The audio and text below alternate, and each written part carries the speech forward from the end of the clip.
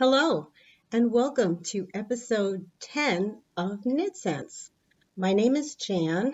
You can find me as Jan Ellen RN on Ravelry, on Instagram, Facebook, all of those social media places. We do have a KnitScents podcast group on Ravelry, so I hope you'll come and join us over there. And we also have a KnitScents Facebook page, which I can never remember what it is, so I'll just put it underneath. Um, it's been a really kind of wild and crazy week here at Shea KnitScents. I can probably best describe it to you by telling you that just before I went to record, I'm sitting here and I'm like, what is going on? Something's not, you fixing yourself, trying to get comfortable, and I realized I had my shirt on backwards. Yes, that should give you a very good tip off on how things have been going for the past week or so. Uh, Everything I've touched that had a plug basically died on me. And sadly, one of those things was my computer. I had updated it to Windows 10 and it lasted for about 3 days, and then the computer just went haywire. So I took it into the Windows store. I sat in there for about 2 hours. The guy kind of scratched his head and said, well, if you want to leave it here for a couple of weeks, maybe we can figure it out. And that wasn't an option. I spent, all told, with 3 phone calls, about 7 hours online with Microsoft, and we did get it up and running. So hopefully I'm actually recording. I have absolutely no way of doing it. Essentially, what I had to do was wipe my computer out completely. So I'm not even sure if the editing software is going to work. I don't know if it got downloaded, if it got erased. I'm not sure. So if you see this with doorbells ringing, people screaming, dogs barking, then you know that, well, I couldn't get the editing software to work. But anyway, here we are. It is December 12th, and it's about 65 degrees outside. And when I got it this morning, it was sunny, and I'm like, all right, I'm going to record. It's a nice day. I'll get some good light. And as the day is progressing, it's getting grayer and darker. Now, normally in the middle of December, if I were to look out and see this white sky outside, I'd be expecting snow. But it's 65 degrees out there, and I'm expecting lizards to come popping out. It is so hot and so muggy outside that I really think that the calendar is just completely wrong, and it's actually May and not the middle of December. But at any rate, I do want to take a minute to thank two very lovely ladies, Kathleen and Anne, the co-owners of the Village Knitter, which was my local yarn store. Their doors closed today. They are now gone. Not Anne and Kathleen, just the Village Knitter.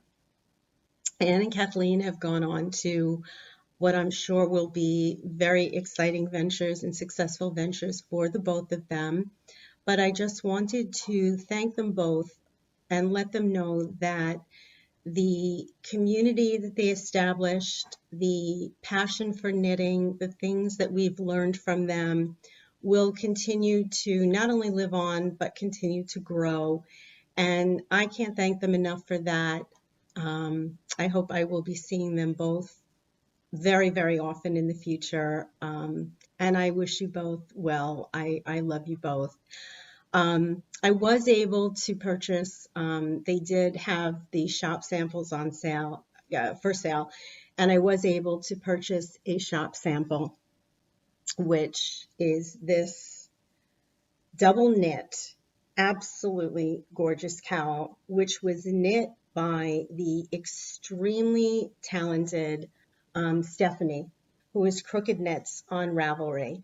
And I had to show this because it's so thick and so beautifully done. And I just want you to know, Stephanie, this will be loved. It will be a very treasured memory of all of the good times from the Village Knitter.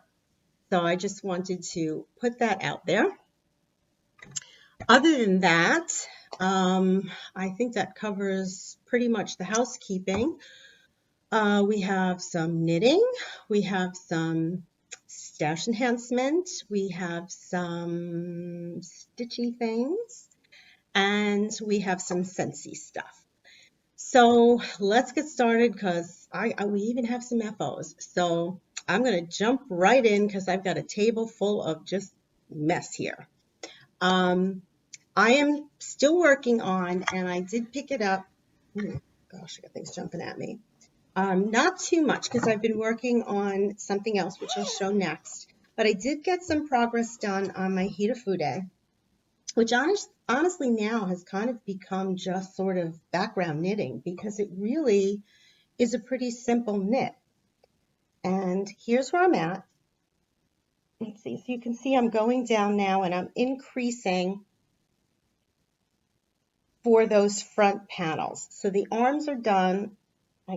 I can't see from back here, but what happens is that the back is complete and then you knit the front panels and you increase so that they come in more, so that it's like a flared opening, but instead of going, it just comes like two triangles, so it's growing this way. And that's where I'm at. I'm basically just doing the increases down the front. The back is done with the ribbing, and it is one of those patterns, and I've said it before, it makes absolutely no sense until you do it. You follow it blindly, and it is brilliant. Absolutely brilliant. I'm knitting this out of, what is this?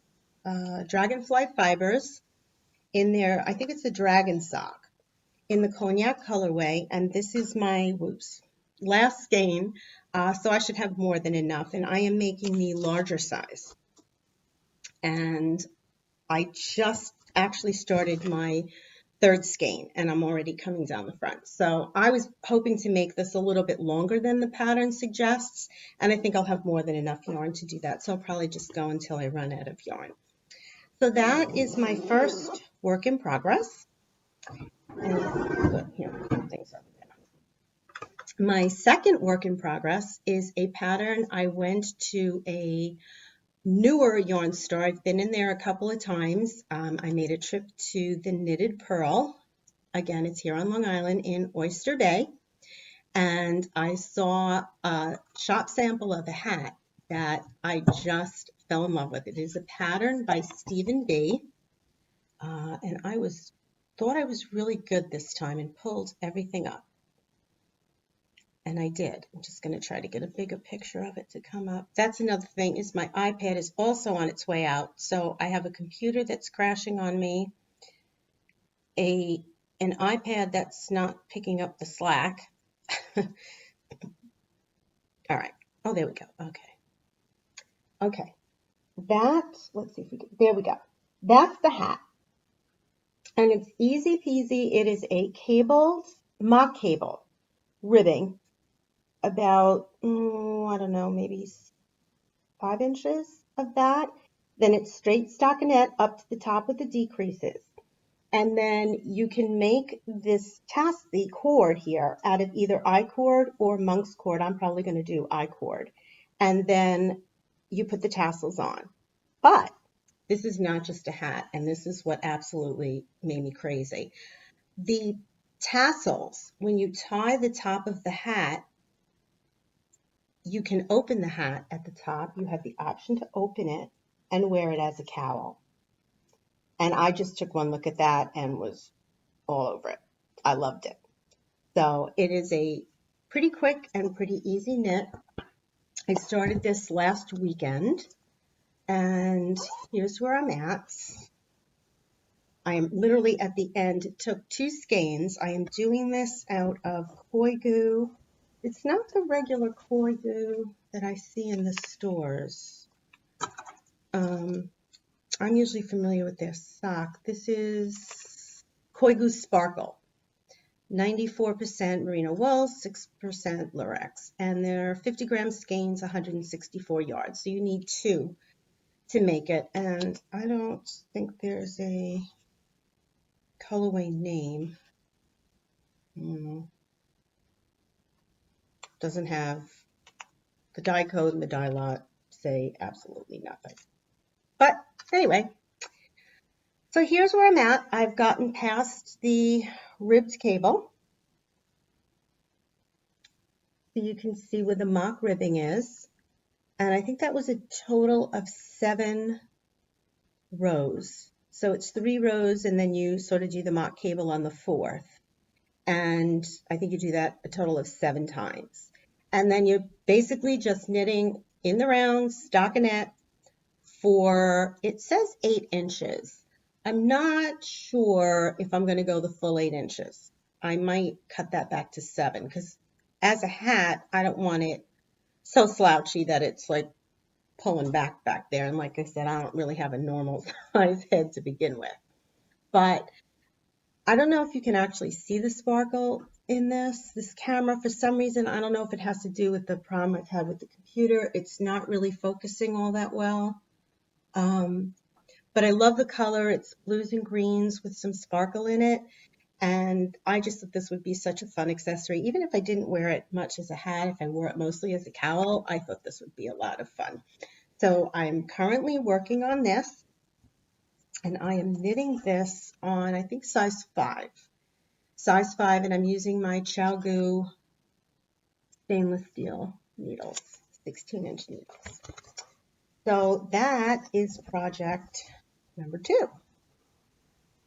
And then my third work in progress, it hasn't gotten much love because it's been really my purse project, but I haven't had a whole lot of chance. But this is, I started the sock blank that I showed last week.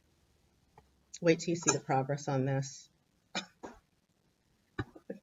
There's a wee little cup, a teeny wee little cup there, that's it. But it's a lot of fun to knit and kind of unravel as you go and not worry that you're ripping something out. You know, we're just pulling on it, and it's not the usual feeling you have. Usually as you're unraveling stitches, it's not a very positive thing.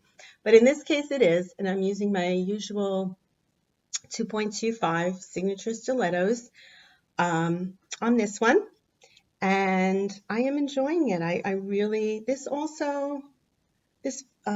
sock blank also has a little bit of sparkle in it, which is not showing up, but it's very enjoyable. I'm probably going to just do, I'm actually debating. I want to, again, do the true afterthought heel, but I'm thinking I might do Hermione's everyday sock, but I'm afraid if I do that, I'm going to have trouble picking up the afterthought stitches.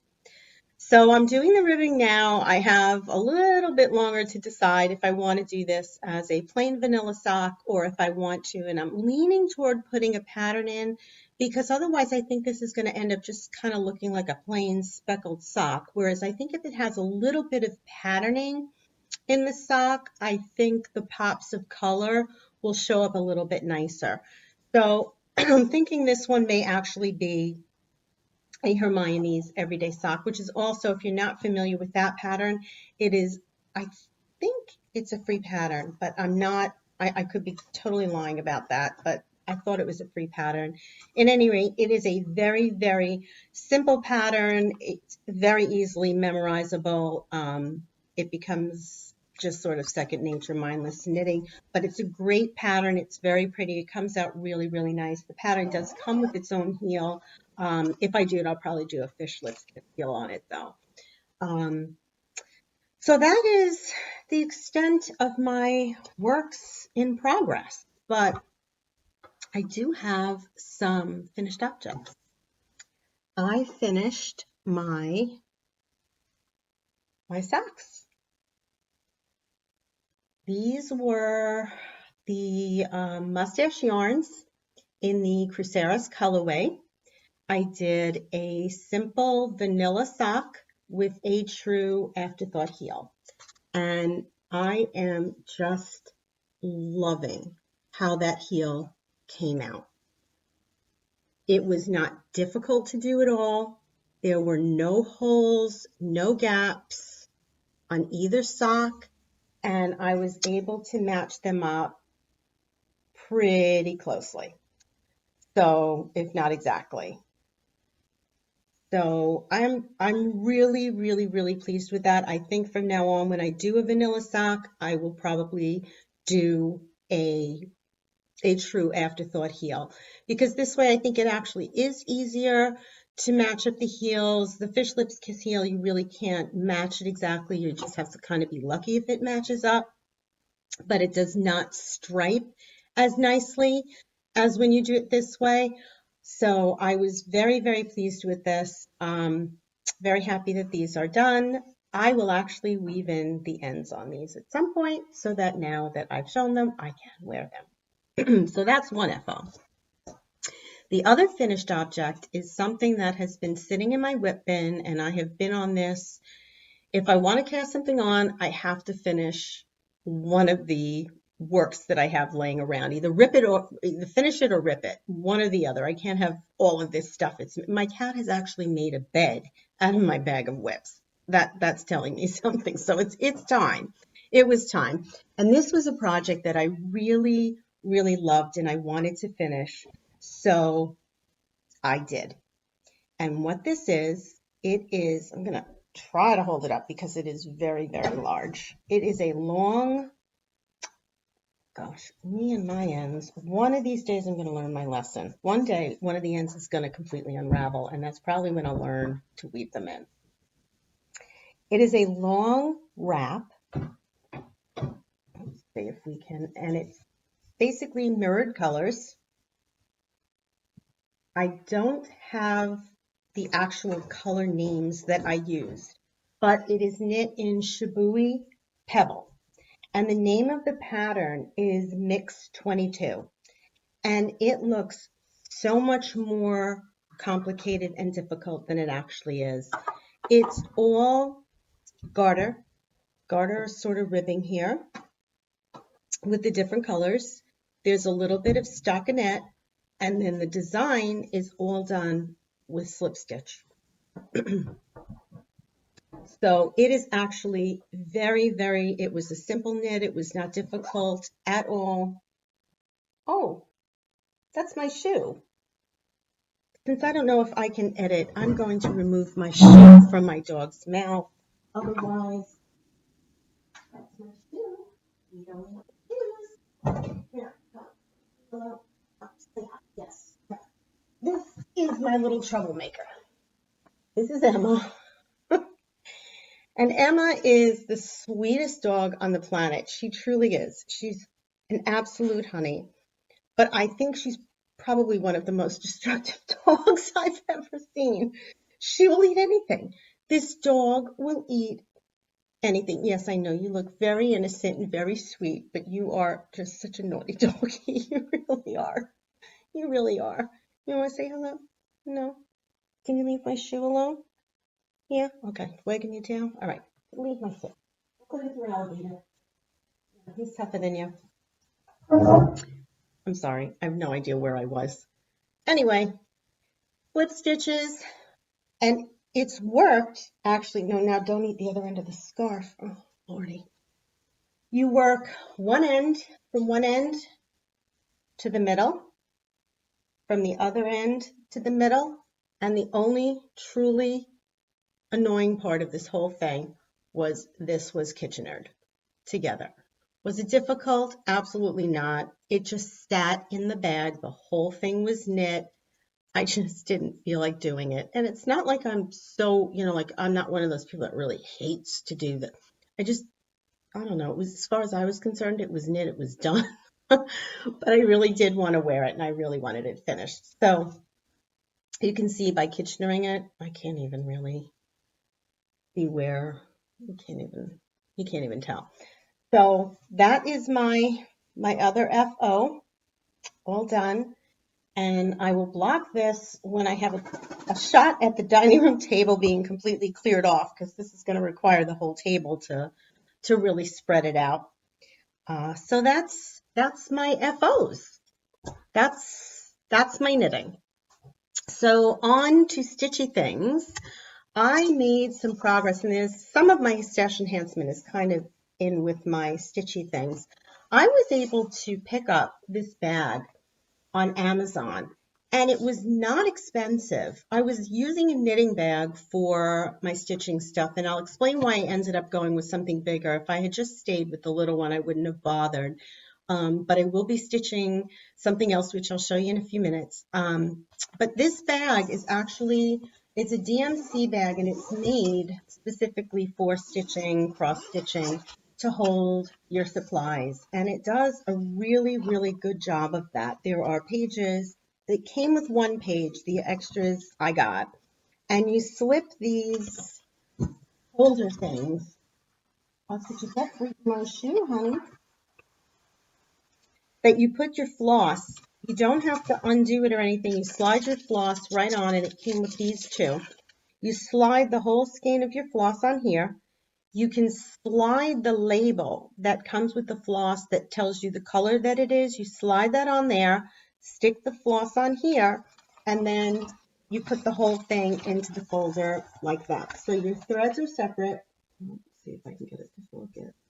They're all neat, and you can see which colors there are. So I thought this was great. I don't even think it was like $30-something, something like that. It was not expensive at all. There are a bunch of pockets for your needle minders, your scissors. There's actually even a little felt thing. So if you start stitching in one color and you have a lot left over, but you want to switch to a different color, this is actually a little felt flap, so you can put your needles through here and leave the thread on it and then go back to them later. And then in the large pocket is where you put your project. And that's what I've been working on this week. Now, I'm going to show you first what I've done, and then I'll show you what my issue was. I'm actually going to take it out of the hoop. Here we go. Okay.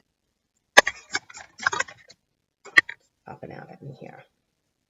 Here's what I've gotten done. I've finished the lettering on the top and the bottom. So I've done the lettering. I finished the bottom cup, and I started the border here. I started the border on the other side. And this is kind of like a scrolly fancy border, so I left that for now. And I'm working up on the top, and here I'm starting. There is another cup like this. Instead of it being red with a pink heart, it's pink with a red heart, and I've just started that one up here. So that's the progress I've made on this. I've really been enjoying stitching on it. Here's where I ran into trouble. I had seen all over that people were using these things called Q-snaps, and it seemed like a really great idea. You know, you slide these clips off. They come in different sizes. You can now see where I'm going wrong and what my problems are with this thing. Okay, I'm obviously doing something very wrong with this thing. It's supposed to snap together to make a frame. Okay. Okay, that seems easy enough. So it makes a frame. You put your little fabric or whatever over the frame like this. Easy enough. I mean, this whole thing looked, you know, like it was supposed to be some simple, really easy solution to using a hoop. And then here's where we run into the trouble. Once you've got this on the frame, you know, stitched where you want to stitch, you clip these clippy things on. All right, that wasn't too much trouble. I got the first one on. You usually could get the second one on. Here's where I ran into the trouble. By the time I got the rest of them on, the fabric buckled, and they have a solution for that. They tell you, great, just turn these things and it will tighten the fabric. Okay, well, all right, it's crooked for now. I did it really quickly. No problem. Goes on really easy. Got it on there.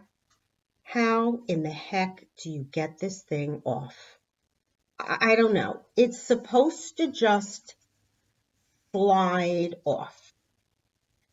I will have the arms of Gorgeous George if I continue to use this thing, because there is just no way to get this thing off.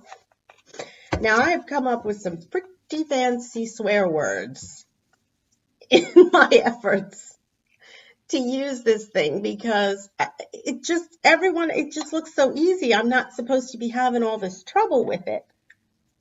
But for the life of me, I cannot get this to slide off. And when I do, the whole thing falls into, oh, wait, got another one.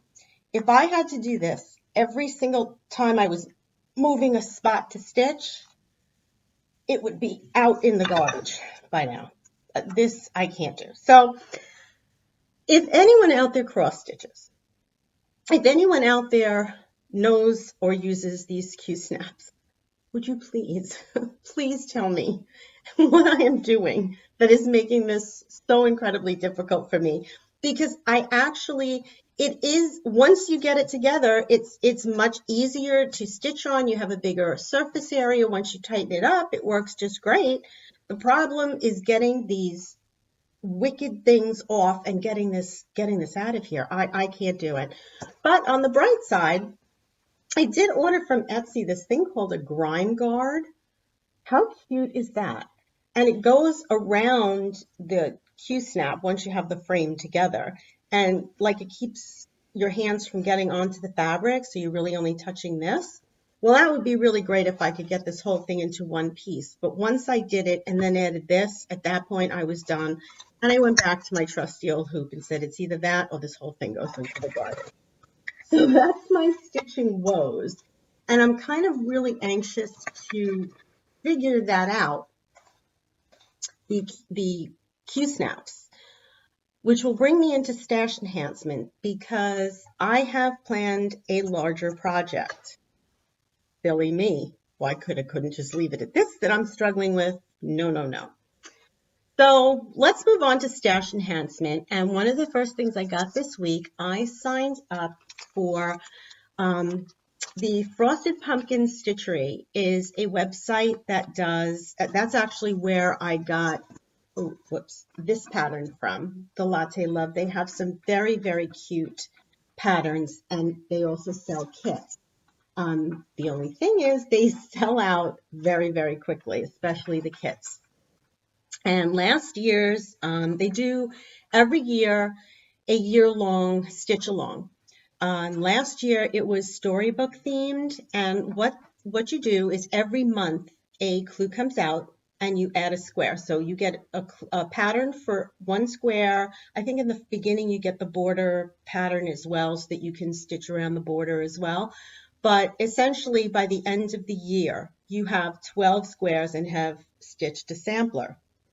And last year's was the storybook sampler, and as I'm seeing people stitching it up, I was like, oh, I'm so sorry I didn't do that one. It was so cute. So when this one came out, and the kits did sell out the first day, it was a travel theme, and I did sign up for it. So that came this week. So I don't even know. You can see, I'm going to try to hold it up this way. The colors, nothing in this camera is going to focus. You could try it this way.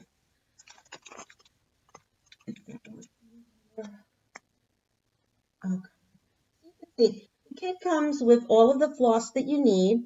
It comes with a set of needles. It comes with I believe only a downloadable pattern. I don't think the kits anymore come with the PDF, but I could be wrong on that. But at any rate, this one came with a downloadable pattern. So once a month, they will email you the pattern for the square for that particular month. So that is a larger piece of cloth. Obviously, it's going to be a larger overall project. So I really would like to get the Q-snaps under control before I take that on. I think part of my problem with it may be that I taped the edges of my fabric, and that may be gumming up the works literally with the sticky on the back of the tape. I'm not sure if that's the problem. I don't have a serger, so I'm wondering if I were to zigzag the edges, if that would help the fraying and be easier than using this tape. So again, if anybody has any suggestions on this cross stitch stuff, please weigh in. Any help would be most appreciated. So that was one thing that came. Another thing I got, Laura Nelkin had a sale on her website, and I actually do have one of these kits, but I had to go in and get another one because we all know that I am in love with her patterns. And this is the kit for the Cha-Ching mitt. And I'm going to see if you can, maybe this one. Between the lighting and this camera just not focusing, we're having all kind of trouble here. But at any rate, let's see if I put my hand, no. All right. Well, at any rate, I got it in this kind of a stone gray color, and it's got black hematite beads. Let's see, maybe that's better. There we go. Ooh, let's hold it over here. Maybe that'll show better. Okay. Well, at any rate, so we got that kit. We added that on, and I couldn't stop at one kit. I got a second one. I don't know if I had mentioned in an earlier podcast that there were a bunch of knitters. They just got back, I think, yesterday from a knitting cruise. And Laura Nelkin was one of the teachers on the cruise, and she designed a pattern called the Crucero Shawl. And she, I think, still has kits available for it. And here's what it looks like. Yesterday when they got back, she posted the pattern, and it is absolutely lovely. I'm going to see. Okay. Maybe, what did I do now? Gosh, having all kind of electrical problems. Let's see if I can get this to pop up. There we go. It's a very, very delicate lace drop stitch shawl. And I just thought it was gorgeous. Now the color that I'm showing here is the Dusty Rose. That's the kit that I purchased. I think it came in 3 colors, but I'm not sure. You can check on Laura's website. And like I said, I do believe there are still some kits available. And here's the kit that I got. The yarn is Anzula.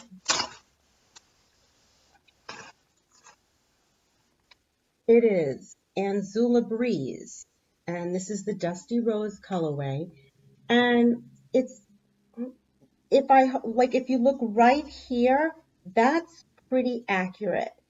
I would call this more of a neutral beigey color with kind of pink undertones.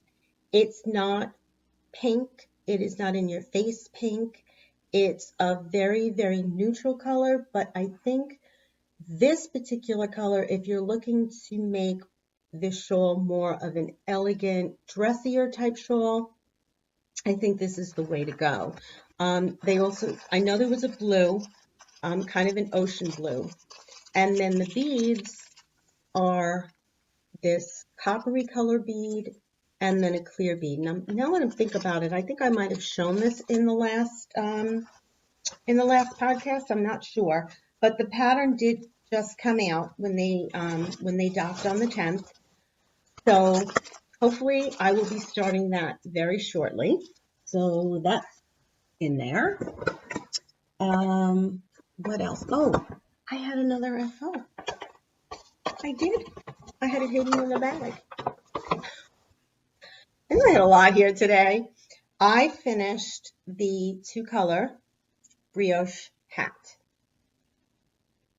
And like I've said before, if you want to learn brioche, this was actually an excellent project to do it on.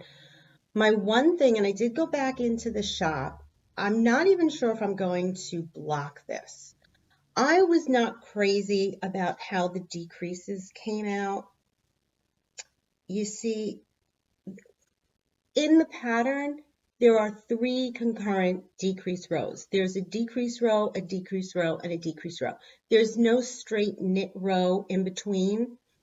And the reason I haven't done anything with this yet, I was actually going to rip this back and add it through, but sadly, the one time I weave in my end, I wove it in so well, I can't even find it to dig it out. But what I'm thinking is once you put this on, which is the faux fur pom-pom, once that's on, and it's actually here, let's see if we can try this on. There we go. Gosh, I love this thing. When you put the pom-pom on the top and it's actually on your head, I don't think it's going to show at all. I don't think you're going to be able to see it. So I'm probably just going to leave it and I'm not sewing this on. What you do with this, which is great, you just take these ribbons and kind of draw them through and tie them in a knot so that when you go to wash the hat, you can untie it, take it off, wash it, let it dry, and then stick this pom-pom right back on it. So I just thought this was too cute. So yes, I did have another FO I completely forgot about, which was my brioche hat. Okay, back to needling. While I was in the shop and I found the yarn for that hat that goes into a cowl, I also found a sample for a sweater that I just absolutely fell in love with. And it's called Newsom. It's a pattern by Bristol Ivy. This is the back of the sweater, and it's done in a mitered shape. And I have to say, the shop sample was very, very small for the size that was given. It does not look like it fits the way the shop sample did. So I'm going to have to make sure that my gauge is really spot on. But this just looked like such an easy to wear, comfortable, all-purpose great sweater, and it didn't look too difficult to knit. So I got yarn for it. And this is what I got. To the side, I got, this is Mrs. Crosby Loves to Play, and let's see if there is a colorway. Northern Parula. I have no idea what that means. But that's the color that I will be knitting it. And the shop sample actually was in a variegated, and it really, really was lovely. It came out very, very nice. And I like the colors in this, the gold with the blue and the green. Just really pretty colors, a fun sweater. So we got that. So that was it. Some more of that junk in there.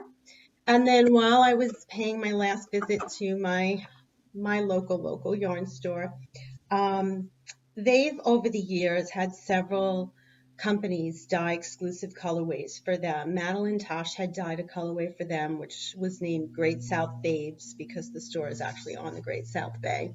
And it was a beautiful blue and green. I knit a sweater, I knit a huge shawl from it, and I still have skeins. That's how much I love that colorway. But also another company that had dyed a colorway for them was Frolicking Feet. And this is their exclusive colorway, which is called Plum Island, which if you know Long Island, Plum Island is actually an island off Long Island. Now where it's showing up blue is purple. It is purple. So this is purple and orange and green and maroon, and it's just got all colors in it. I'm not sure what I'm going to knit with this, but there was one skein of it left, and it was kind of like, you're here, the skein is here, you have to get it. So I did. I will likely make a pair of socks out of this, but that's the story behind this skein, and I think it will actually be a really fun pair of socks. So that was part of this week's haul. Geez, I didn't realize. Oh my goodness.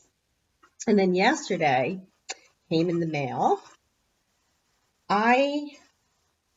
One of my absolute favorite dyers, and it's not only because she just is a self-striping genius. And she is just one of the most fun people I have ever met. And that is Susan from Desert Vista Dyeways. I have so much of her yarn. I absolutely love her color sense. Is it upside down? Of course it's upside down. She is Desert Vista Dyeworks. She does a lot of self-striping colors, and they are just phenomenal combinations. Now, I've made socks with her yarns. The colors stay beautiful. They knit up beautifully. Her yarn bases are amazing. This one is called Elvis and Fleetwood Mac. And again, she was running a special thank you sale, so I had to. She opened up a new site actually. She was on Artfire, I believe, and has now opened up her own separate website. So I had to. I needed more self-striping sock yarn. I mean, it's just taking over my house. I'm surprised. I'm thinking now as I'm looking that there's room on top of the cabinets there. I could start shoving some on there. But her yarn is always a pleasure to knit with. You know it's going to stripe beautifully. It's going to knit up perfectly. And like I said, Susan is just one of the most, first of all, she's one of the smartest people I know, but she is just one of the most fun, wonderful people that I've ever met. And I miss you, Susan. I hope you will be at SSK this summer. But I do get to keep up with her on Facebook and on Instagram. And if you don't, and if you've never tried her yarns, you got to do it. If you love self-striping, Desert Vista Dyeworks is a place to look. So I believe that brings me to the end of enabling. My table's a mess. I think I've turned everything upside down and over. So that's the end of that, which we will go right into Scentsy. I really don't have too much to go into other than the December warmer of the month, which is over there. It is two pieces. It is a white core. It's called an etched core, and it has a wrap on it, which is deer, and it's a winter scene, and it's lovely. It is perfect for all winter season. It is beautiful for the holidays, but it is beautiful throughout the winter season. And the reason that I'm pointing that out, because I was able to get 3 additional wraps for it, and I wanted to show them. I haven't even opened the boxes yet myself, but one of the other reasons why I love this one, other than the fact that it is a season-long warmer, I'm not really crazy about the ones that you could just, put out for like a month and then you've got to put them away and go on to the next holiday. I usually forget, and you'll find my pumpkin sitting there in July because I never got around to changing it. So I do kind of like them that will last for a little bit longer. But this one is especially nice because once you purchase the set, you can change that wrap without having to repurchase the warmer. And this week, since I did have it on my website, and I know some people were able to get in on it. They had a phenomenal, and in that sale, I was able to purchase 3 additional wraps. And the wraps are much less obviously expensive than than buying the warmers or just the warmers. And you can always find wraps looking in the clearance section. This one, okay, this is just the wire wrap. It goes over that white core. You take off the deer and, the tree wrap, and you put this one over it. This is called, what is this one called? Castile, I think. Oh, this one is called Weave. And because the etched core has holes in it, let me take that away. You can see them on the wall there where the holes are sort of showing the light. The light will throw through the weave part as well. So that's one of the additional wraps that you can get for that. So we'll leave that over there, throw it into the mess. This one is called Tulip. So this is nice for the spring and summer. Same core, same base. You just change out the wrap. And this is more of an open wire wrap. Get that silicone stuff out of there. And again, it's just tulips. Very spring and summery, and takes the same warmer. You take off the wrap, you put this one on top instead, and now you have a warmer that will take you through the spring and summer. So it is this month's warmer of the month, which is still on sale until the 31st. Will give you a lot more mileage than you think if you just change out the wraps. And I want to say the wraps run about $13. Again, like I said, you can almost always find a wrap in the clearance section, which I think is where I bought or found these three. This is the one, this one is called Castile, and this is the third one that I got. And this one I'm absolutely in love with because this one is sequinless. This is just an elegant, beautiful wrap. Now let's see if I can get a good shot of it. There we go. And same thing, there's the cutout here for the cord. You slide off the wrap that you have on, you pop this one on, and the light will glow through on this one. This one is seasonless. You can put this in any room. You can use this at any time of the year. It's not holiday themed in any way. And it's seasonless. So that's part of why I wanted to just point out with this month's warmer of the month that not only can you purchase, if you have that etched cool warmer, you are able to purchase at a discount this particular wrap. I believe it's called Forest Meadow, and use that. And again, every season, Scentsy does come out with additional wraps. They are much less expensive than buying an entire warmer. You just change the wrap out and you've changed out the whole look of the warmer. So again, this is on sale, 10% off until the end of December. And I have been burning the scent of the month, which is, the name is just flown out of my head, but Rosewood something. Rosewood Freesia, I think it's Rosewood Freesia. Absolutely not a scent that I would even think of picking. Like if I were just picking something and I didn't have the ability to just smell it, it wouldn't be one that I would consider. I think I'm on my third bar already.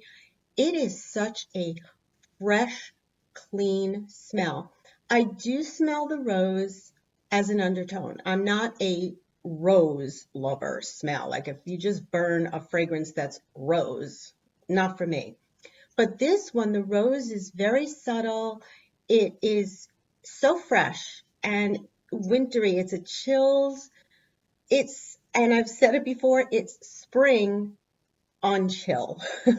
So I can't recommend this one enough. It really, and I would actually probably burn this. I would not have a problem burning this one all year. It is a very, very enjoyable, very pleasant scent. It's not overwhelming, but it's not one of those scents there. And there are some that are very light and you can't really smell them after a couple of times. I mean, I've had that wax in there a while and I can still smell the fragrance. It's not overwhelming. It is just a nice, fresh, it smells good in here. That's the best way. It's a nice, clean fragrance. So again, check it out on my website, which I will list. And be sure to check the clearance section as well. I believe we are coming close, but we have not yet hit the deadline. So if you order now, in the next day or so, you will be guaranteed delivery by Christmas. So I think that about covers it all. If I cannot figure out my editing software, if I can't get it to work on this computer at this point, then you will see Emma chewing my shoe and me going to get her.